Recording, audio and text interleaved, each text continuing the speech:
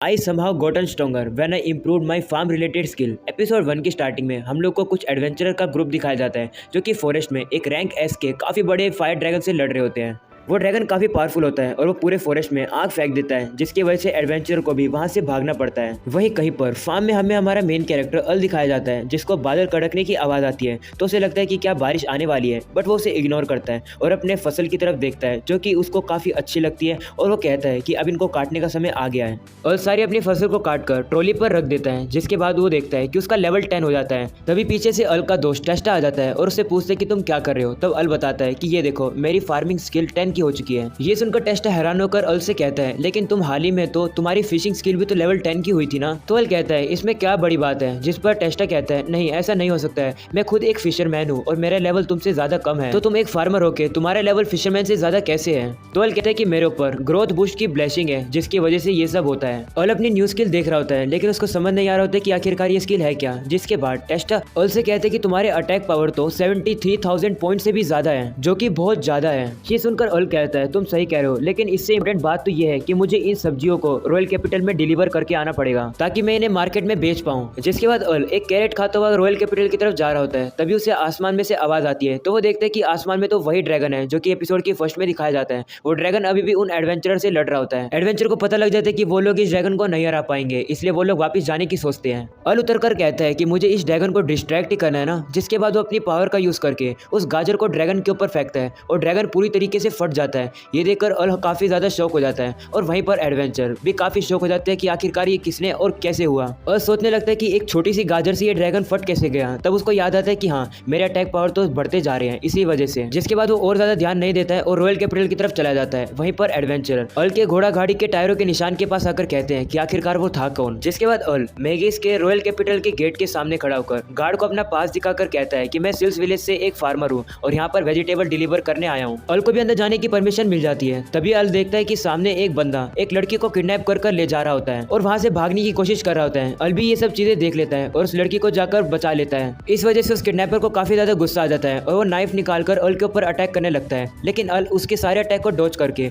उसको जमीन पर पटक देता है। तभी सभी गार्ड आकर उस बंदे को कैप्चर कर लेते हैं। अल बताने लगता है कि आखिरकार ये सब वो कर कैसे पाया। उसकी न्यू पावर ऑफ परसेप्शन की मदद से वो उस बंदे के सारे मूव्स को देख पाया और उससे हरा पाया। वो लड़की अल का शुक्रिया करती है उसकी जान बचाने के लिए। तभी अल को याद आता है कि वो लेट हो रहा है और वो वहां से जाने लगता है। तभी वो लड़की अल का नाम पूछती है, लेकिन अल कहता है उसके बारे में चिंता मत करो और बिना नाम बताए वहां से निकल लेता है। जिसके बाद अल मार्केट में आके उन सब्जियों को डिलीवर कर देता है और सब्जी खरीदने वाला भी अल से काफी खुश है क्योंकि वो सारी सब्जी काफी फ्रेश है। जिसके बाद अल वापस घर जाने लगता है। तभी गेट पर गार्ड उसको रोक लेते हैं। तो अल कहता है क्या हुआ। जिसके बाद वो पीछे मुड़ता है तो वो लड़की सामने आ जाती है और कहती है कि मैंने तुम्हें यहाँ रुकवाया है, मैं इस कैपिटल की पहली प्रिंसेस हूँ, फालियस मैगिस। तो अल नीचे उतरकर प्रिंसेस से कहता है कि आखिरकार तुम्हें छोटे से फार्मर से क्या काम है। तो प्रिंसेस कहती है तुम मुझे प्रिंसेस ना कहकर मेरा नाम पुकार सकते हो, और वो अल का नाम पूछती है। जिसके बाद अल उसे अपना नाम बता देता है। तब प्रिंसेस अल से कहती है कि क्या तुम रॉयल कैपिटल को सर्व करोगे। ये सुनकर अल हैरान हो जाता है और मन में सोचता है कि मैं मना तो करना चाहता हूँ, लेकिन अगर मैं मना करूंगा तो मुझे मार दिया जाएगा। अल काफी ज्यादा सोच में पड़ जाता है। तो प्रिंसेस उसे दोबारा पूछती है। जिसके बाद अल काफी ज्यादा घबरा जाता है और कहता है कि मैं तो एक छोटा सा फार्मर हूँ, इतनी ज्यादा रिस्पॉन्सिबिलिटी नहीं ले सकता, इसलिए मैं मना करता हूँ। और उसके बाद अल वहां से जाने लगता है,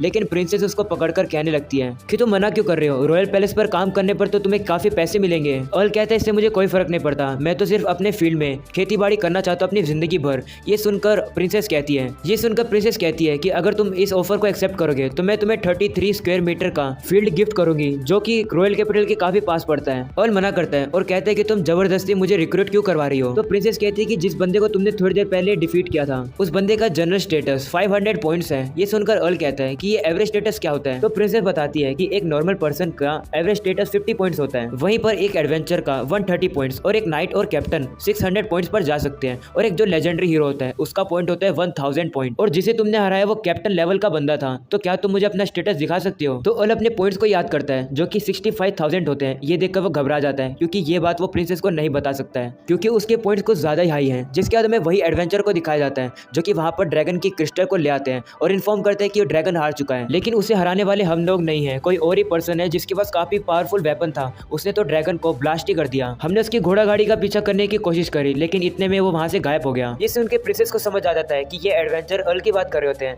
प्रिंसेस अल की तरफ देखती है तो उन्हें पता लगता है कि अल तो वहाँ से भाग जाता है। प्रिंसेस मन में ठान लेती है कि मैं तुम्हें ढूंढ कर ही रहूंगी। जिसके बाद गार्ड आकर प्रिंसेस को रॉयल पैलेस में इमीडिएटली बुलाता है। तब प्रिंसेस वहाँ पर किंग के पास पहुंच जाती है। जिसके बाद उन्हें रिपोर्ट मिलती है कि काफी बड़ा एक मॉन्स्टर का ग्रुप जिसके अंदर अलग अलग टाइप के मॉन्स्टर है वो इसी कैपिटल के ऊपर हमला करने आ रहे हैं। और देखकर तो ये लगता है कि हेलजोन दोबारा आने वाला है। ये सुनते किंग हैरान होकर कहते हैं कि ये तो नामुमकिन है क्योंकि हेलजोन का लीडर मैकबेथ जो कि डीमन किंग था उसे तो हीरोज ने मार दिया था और फ्यूचर में वॉर से लड़ने के लिए हमने बचे हुए डीमंस के साथ एक शांति का पैक्ट बना लिया था, तो वो लोग अब हम पर हमला क्यों कर रहे हैं। जिसके बाद दरबार में ऑफिसर सेसिल आ जाता है और किंग से कहता है कि लगता है कुछ डीमंस को ये पैक्ट पसंद नहीं आया और वो डीमन किंग का बदला लेने के लिए हम पर हमला कर रहे हैं। और लगता है इस बार हेलजोन का लीडर रोमियो वेंडेड है जो कि पिछले डीमन किंग का फर्स्ट डिवीजन का कमांडर हुआ करता था। तो किंग कहता है कि रोमियो तो वही पर्सन है जो कि हमारे बीच में शांति का नेगोशिएशन करने आया था।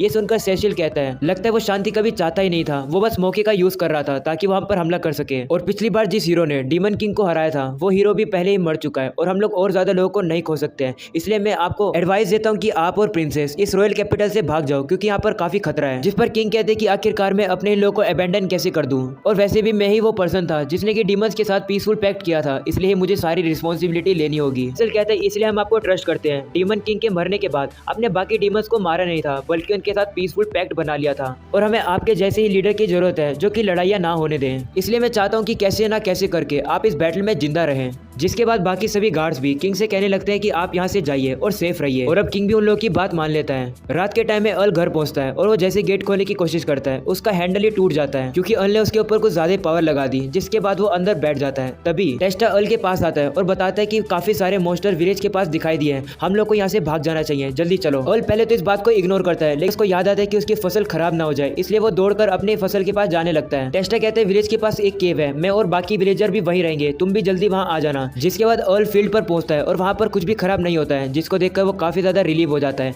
तभी उसकी नजर कुछ मॉन्स्टर पर पड़ती है जो कि कहीं पर तो जा रहे होते हैं। अल समझ जाता है कि ये लोग तो रॉयल कैपिटल की तरफ जा रहे होते हैं, तो क्या मुझे इन्हें रोकना चाहिए, मैं तो सिर्फ एक फार्मर हूँ, ये काम तो किसी नाइट का है। तभी अल अपने मन में सोचता है कि अगर वो मॉन्स्टर रॉयल कैपिटल को डिस्ट्रॉय कर देंगे तो अल के पास कोई भी जगह नहीं रहेगी अपनी वेजिटेबल्स को बेचने के लिए, जिससे कि अल की सारी सब्जी खराब हो जाएगी। इसलिए अल परेशान होकर कहता है मुझे क्या करना चाहिए। वहीं हम लोग देखते हैं कि सेसिल बाकी सभी को लेकर डेड एंड पर आ जाता है। किंग पूछता है कि आखिरकार तुम हमें यहाँ क्या ले आए, ये तो गलत जगह है। जिस पर सेसिल कहते हैं नहीं ये सही जगह है। उसके बाद सेसिल किंग के ऊपर हमला करता है। ये देखकर बाकी लोग समझ जाते हैं कि सेसिल धोखेबाज ट्रेटर है। सेसिल बाकी के गार्ड्स को भी मार देता है और उनसे कहने लगता है क्या तुम्हें अभी तक पता नहीं चला कि मैं आखिरकार कौन हूँ। जिसके बाद सेसिल ट्रांसफॉर्म करने लगता है और कहता है मैं शुरुआत से सेसिल नहीं था बल्कि मैं तो ये हूँ। किंग समझ जाते हैं कि सेसिल असलियत में एक डीमन है और ये ऐसा वैसा डीमन नहीं, यही है रोमियो वेंडेड। जिसके बाद रोमियो बाकी डीमंस आर्मी को भी वहां पर ले आता है। रोमियो अपना प्लान बताता है और बताता है कि वो पिछले डीमन किंग की तरह कंट्री को डिस्ट्रॉय नहीं करना चाहता है क्योंकि कंट्री काफी ताकतवर और काम की चीज है। वो बिना लोगों को पता लगे सभी डीमंस को इस कंट्री में ले आएगा जिससे कि कोई भी डिस्ट्रक्शन वगैरह नहीं होगा और वो इस कंट्री पर कब्जा कर पाए। जिसके बाद रोमियो उनको मारने के लिए हमला करता है लेकिन किंग अपनी गार्डियन शील्ड से उनको रोक लेते हैं।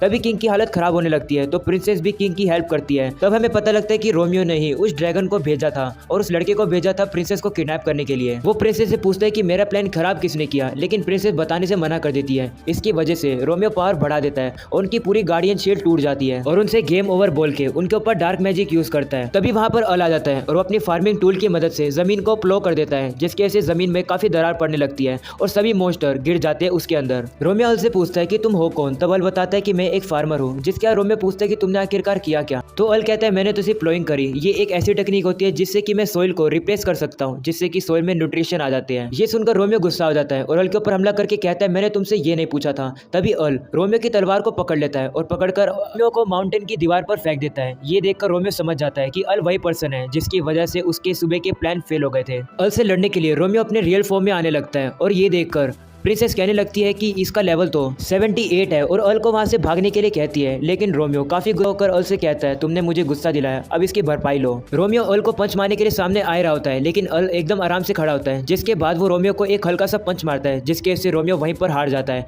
ये सभी डीमंस भी देखते हैं कि अल इतना ज्यादा पावरफुल है और डर के मारे वहां से भाग जाते हैं। अगले दिन अल को पैलेस में बुलाया जाता है और किंग वहां पर शुक्रिया करते हैं सारी हेल्प के लिए। अल कहता है ये सब तो मैंने इसलिए किया था क्योंकि मेरे पास सब्जी बेचने के लिए कोई जगह ही नहीं होती और मेरी वेजिटेबल खराब हो जाती। किंग कहता है कि ये सब बातों को छोड़ो, क्या तुम इस कंट्री को सर्व करोगे? अल को पहले से पता होता है कि किंग उससे ये बात पूछने वाले होते हैं। किंग कहते हैं कि तुम 100 बंदों के बराबर हो, तुम मुझे जो भी कहोगे मैं तुम्हें वो टाइटल दे दूंगा, तुम कमांडर भी बन सकते हो। लेकिन अल कहता है नहीं, मैंने डिसाइड कर लिया कि मैं जिंदगी भर फार्मिंग ही करूंगा मेरे फील्ड पर। प्रिंसेस अल से कहती है तुमने हमारी हेल्प करी, इसलिए तुम्हें 33,000 का स्क्वायर मीटर का फील्ड हम तुम्हें गिफ्ट करते हैं, लेकिन उसके बदले में क्या तुम गिल्ड को ज्वाइन कर सकते हो, क्योंकि नेबरिंग कंट्री में और रॉयल कैपिटल में काफी ज्यादा थ्रेट आ चुका है मॉन्स्टर का, तो इसलिए हमें फ्यूचर में तुम्हारी हेल्प चाहिएगी। अल कहते हैं कि अगर तुम मुझे फार्मिंग करने के लिए जगह दोगे तो मैं तुम्हारी जरूर हेल्प करूंगा। जिसके बाद उनके बीच में ये डील हो जाती है। जिसके बाद अल उसको गिफ्ट में मिली हुई लैंड के पास जाकर काफी ज्यादा डिसअपॉइंट होता है, क्योंकि प्रिंसेस ने उसके साथ मजाक कर दिया है। प्रिंसेस अल को एक वेस्ट लैंड दे देती है जो कि बंजर पड़ी जमीन होती है। इसको देखकर अल काफी जोर से चिल्लाता है, वहीं पर प्रिंसेस ये सुनकर स्माइल करती है और एपिसोड हो जाता है यहीं पर खत्म। तो गाइस, अगर आप लोगों को ये वाला एपिसोड पसंद आया तो यार जोर से लाइक करके जाना। मैं मिलूंगा आप लोगों से इसके नेक्स्ट एपिसोड में।